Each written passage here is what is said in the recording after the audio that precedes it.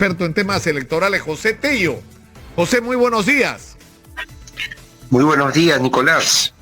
El domingo, José, el programa Punto Final reveló información sobre en qué usan los partidos o en qué han usado los partidos el dinero que han recibido como parte del financiamiento que la ley permite por parte del Estado a los partidos políticos. Y hay ya información sorprendente, ¿no? O sea, por ejemplo, esta historia de que Fuerza Popular ha pagado estas capacitaciones, supuestamente, ¿no es cierto?, maestrías de algunos de sus integrantes, o que el señor Fernando Rospigliosi, a través de su empresa FRC, ha cobrado 180,000 soles para formular propuestas para resolver temas de inseguridad, cuando Fuerza Popular tiene un equipo altamente especializado en este tema, y que en realidad la opinión de Fernando Rospigliosi podría ser hasta prescindible para este equipo, ¿no? O sea, ¿esto es legal lo que han hecho o no lo es? Es legal porque hay una norma, que es la norma marco, la ley de organizaciones políticas, que antes era la ley de partidos, la ley 28094, que en el año 2020 es modificada por la ley 31. Y digamos como que estas actividades, si tú las ubicas como investigación, por ejemplo, como tema de capacitación, formación, son legales. Y esto se debe, porque me gustaría enfatizar en el tema central, a una mala reglamentación de la OMPE. La norma, tal cual está, debe tener un buen desarrollo reglamentario y adolece de un desarrollo reglamentario. Porque, por ejemplo, no se han señalado cuáles podrían ser los topes que se pueden colocar para estas actividades, algo que sí está dentro de lo que establece la ley. Por ejemplo, ya hasta el 50% como tope para temas de capacitación, investigación, hago la precisión, no menos 50% cuando se toca el tema de capacitaciones, actividades de formación, investigación, etcétera, ya de lo que se le asigna a cada partido político. Bueno, esto debería tener pues ciertos parámetros, pero dentro de ese porcentaje que le asigna la ley, porque recordemos que el reglamento no puede estar por encima de la ley. También debería, por ejemplo, verse mínimamente, y me parece importante destacar, el hecho de que las personas con las que se contrate mínimamente sean pues proveedores del Estado, tengan un RNP, un Registro Nacional de Proveedores. ¿Por qué? Porque no se ha contratado con recursos públicos. O sea, hay cosas que tienen que mejorar. ¿Por qué? Porque el diseño normativo, si me lo permite, Nicolás, es el siguiente. A ver, por cada voto que se emite para Congreso se asigna un 0.1% de una UIT. ¿Correcto? Esos votos evidentemente son millones de votos que se asignan a los partidos políticos, o sea, millones de soles, hago la precisión, que se asignan a los partidos políticos en base a la votación obtenida en las elecciones congresales. Estos millones de soles se distribuyen en un 60 y 40%. ¡Exitosa! Un 40% entre todos los partidos de forma equitativa y un 60% en base a la votación que cada uno ha sacado. O sea, los partidos más votados van a tener más recursos. Ya, entonces, hecha esta distribución, este importe se divide entre cada partido durante los próximos 5 años, que es lo que dura un periodo congresal. Se va dando este dinero y de este dinero tú tienes nuevamente 2 parámetros legales.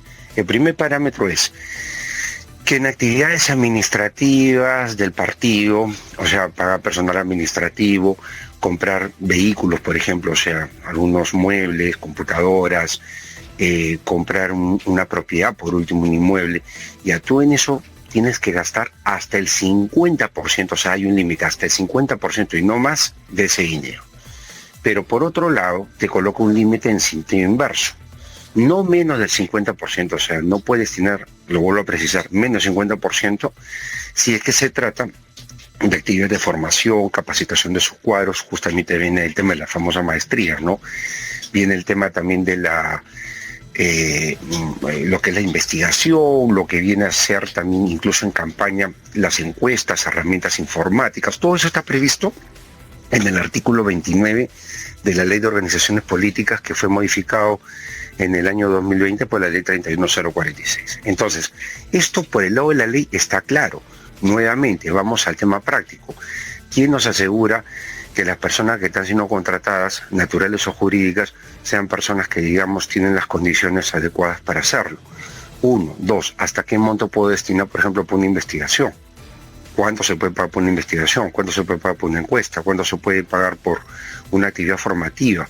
¿A qué público tiene que estar dirigido? Hay cuestiones que tienen que estar mucho más reguladas a detalle, porque la manera en la cual están hoy en día son más genéricas. No hay, o sea, un mayor orden. O sea, la norma en sí es buena si la vemos, porque en muchos países del mundo se prevé el financiamiento público directo.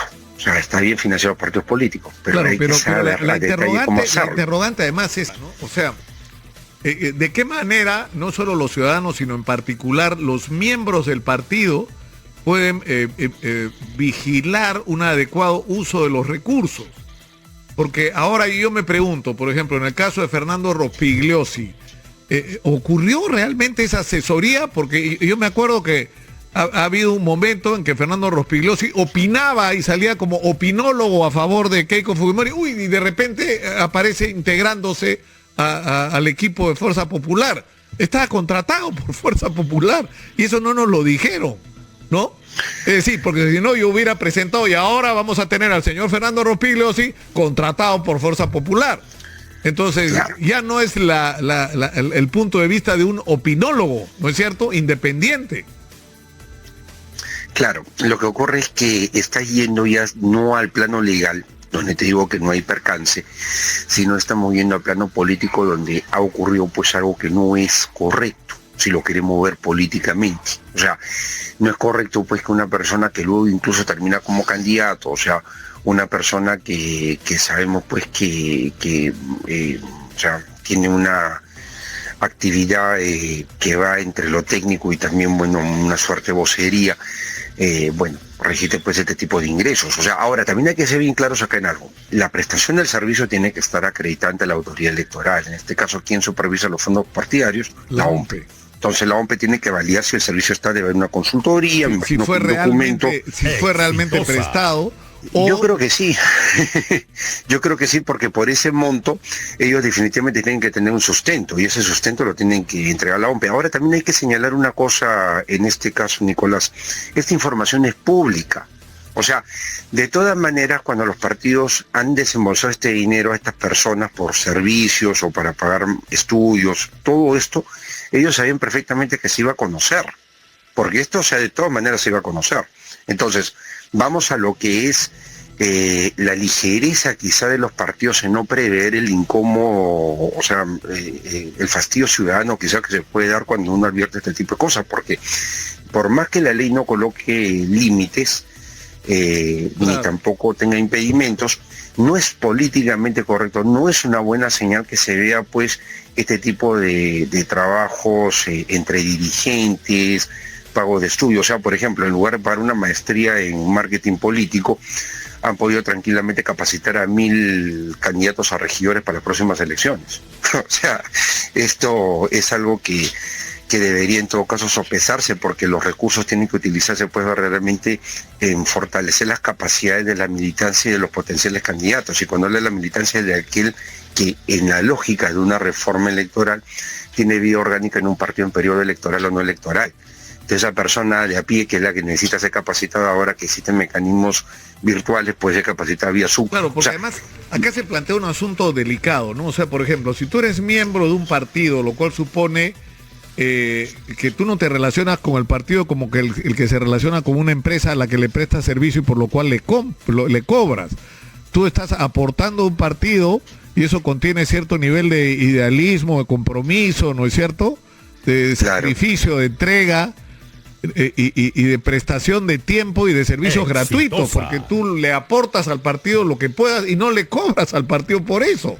Entonces, eso no ha ocurrido aparentemente en el caso ni de Fernando Rospigliosi ni de Úrsula Letona, que le cobra supuestamente por servicios para el desarrollo de agua y alcantarillado. No sé qué tanto sepa sobre el tema, pero ha cobrado un montón de plata sobre eso, ¿no?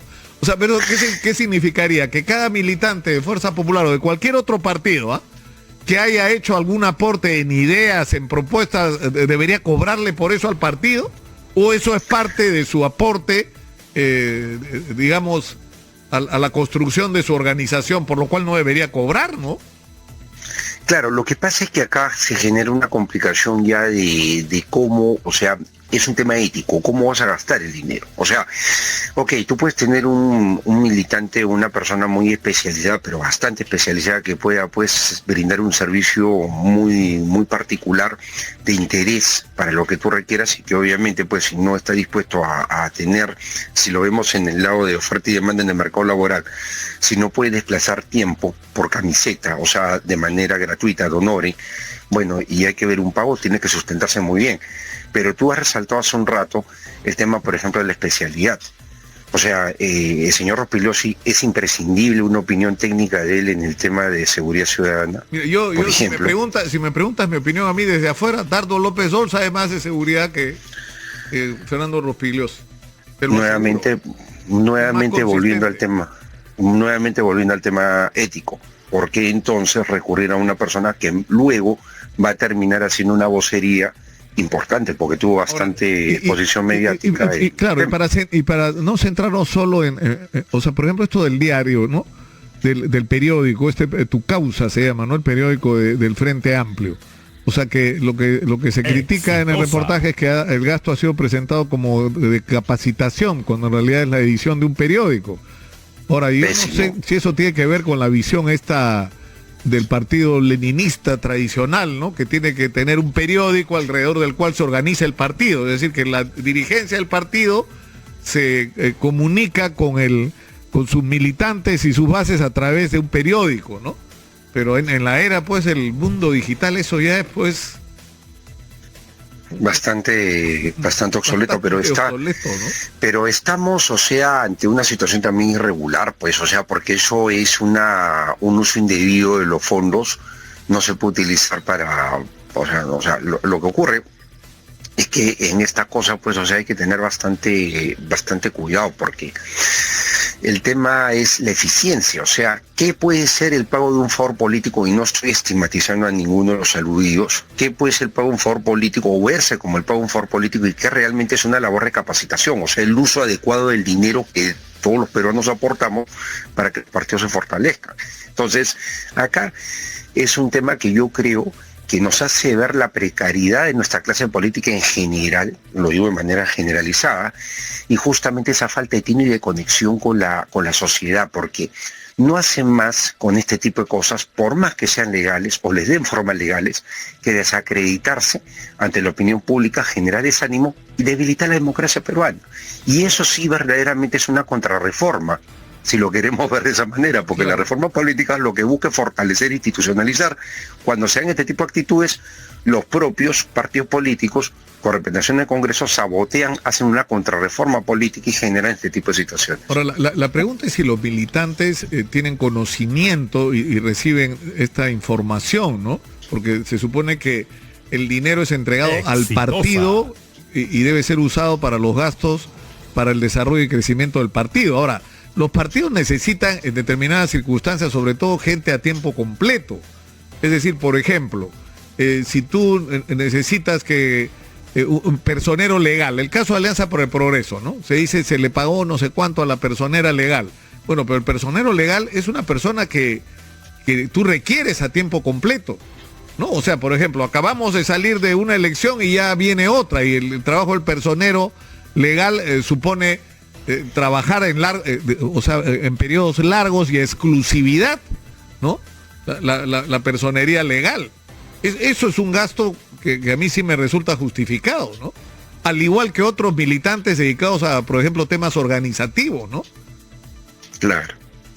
Lo que pasa es que justamente eso sí está previsto en la norma, hasta un 50%. O sea, cuando se trata de gastos administrativos, de personal administrativo, o en este caso de personeros que están a tiempo completo, eso es hasta un 50%. En consecuencia tiene que ser menos de la mitad, porque es un hasta. En cambio, capacitaciones, por ejemplo, tiene que ser mínimamente el 50%, o sea, más del 50%. Entonces, si es que los gastos están acordes, eso tiene que colocarse bien, o sea, tiene que explicarse bonito y sustentarse. Ahora, nuevamente lo que enfaticé al inicio, creo que la OMPE debería en este tipo de casos colocar ciertos parámetros para, por ejemplo, sueldos administrativos, pago de personería, o sea, tiene que reglamentar un poco más eso, desarrollar más, y además también, como es uso de recursos públicos, sí me parece importante y considero que debería evaluarse el hecho que tengan mínimamente registro nacional de proveedores, porque por más que los contrate el partido, que es una persona jurídica de derecho privado y así está definido por ley, esto es uso de recursos públicos y mínimamente pues tiene que haber un cierto filtro sobre las personas naturales y jurídicas que son contratadas finalmente con este dinero de todos los peruanos. Ahora, hay una última pregunta muy puntual que tiene que ver con la investigación que ha abierto la Fiscalía con respecto a los estudios de abogados que fueron contratados y que tuvieron una participación muy activa, ¿no? Y que supuso inversión de tiempo, de recursos. La pregunta es si eso debió ser declarado. O sea, por ejemplo, yo tengo una interrogante, ¿no? Lourdes Flores, ¿sus servicios como abogada fueron gratuitos o los pagó alguien? ¿No? Porque lo que se está hablando en los otros casos es que si hubo remuneración a los abogados, si hubo un costo. Los costos fueron entregados gratuitamente por los abogados, fueron pagados por Fuerza Popular, o hubo empresas que pagaron los servicios de esos abogados y eso podría considerarse un financiamiento indirecto. Ok, vamos por partes. Lo último que acabas de mencionar es ilegal. O sea, ninguna persona jurídica puede dar un aporte en dinero o en especie a un partido político. Punto 1. Punto 2. Y persona jurídica entiende ese estudio de abogado. Punto 2.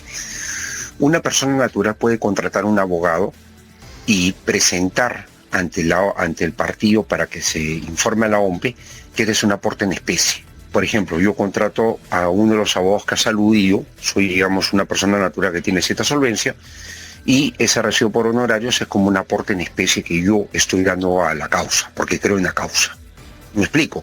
Otra cosa es que el abogado cuantifique personalmente sus honorarios y estime un monto por el cual, o sea, está aportando al partido político. El propio abogado, digamos, no cobra, pero lo que él dedica de tiempo se coloca como un aporte en especie. Y eso es lo más normal. O sea, eso ocurre. O sea, es una prestación de servicios. Se debe cuantificar porque en estas cosas eso también es algo que se da.